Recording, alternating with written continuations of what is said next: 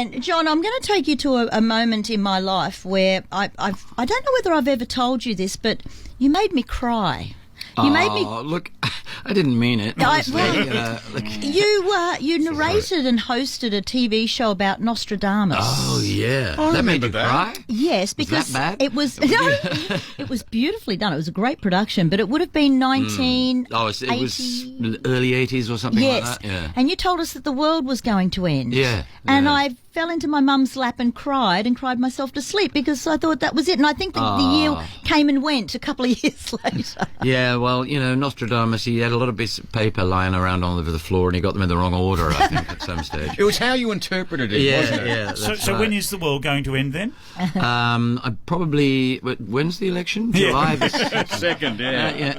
yeah. Look, we're talking about this Lennon through a glass onion. And now you first did this. You came up with the idea in the early 90s. Yeah. How has it changed in that time?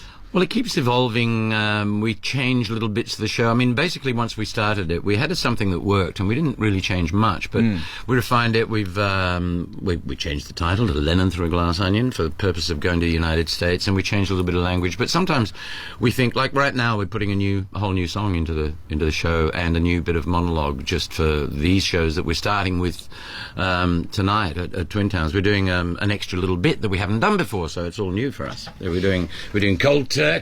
Oh, that's very heavy. Yeah, it is. I think it needed a little bit of heaviness in a certain part of the show, and I thought, yeah, let's stick in a bit of Cold Turkey. Yeah. What was it when you first decided, okay, John Lennon, this is someone who I really want to get into the headspace of and understand his writings and his thoughts? Well, the thing was designing a show for me to do, which put me back where I started out as a singer in bands and things, and I just thought with my good friend Stuart Darietta that the two of us could do something musically where I could also make it theatrical and use what I'd learned as an actor in the intervening years. And I thought, well, John Lennon would make a great subject because nobody's done much. This is 92. It was 12 years since he died. But I just thought, well, I don't want to do a cover act. I'll write a kind of theatrical monologue to go with the songs, and we'll do the songs interspersed with the monologue. And we had people hanging from the rafters in the Tilbury Hotel.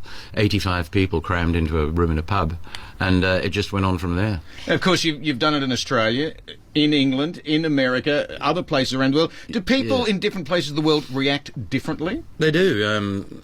Audiences are always different. We played in Tokyo in December last year, and they were reading surtitles on the side of the stage on screens.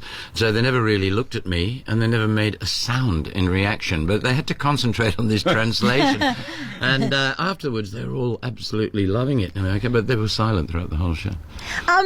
You mentioned Yoko Ono earlier on and how supportive she's been. Have you met Julian Lennon? No, I haven't. I doubt if he'd come probably to see our show. I doubt if the real close people do see a show like ours. I mean, certainly Yoko didn't see it, but we've got very loud gunshots, and this is a dream inside Lennon's head on the moment he was killed, and she was there. It was like saying to Jackie Kennedy, "Do you like to watch that Zapruder film one more time, honey?" Yeah. So we wouldn't put her in. I'm interested in your transformation. 24 years you've been doing this show, and I'm looking. Well, I just added up. You said 92. Yeah, so I'm just working it out. Not constantly. Not constantly. But then I look at you, and you're almost morphing into John. You've got the glasses. But these are my own glasses. They're not really Lennon type. Where does Lennon stop and John Waters start?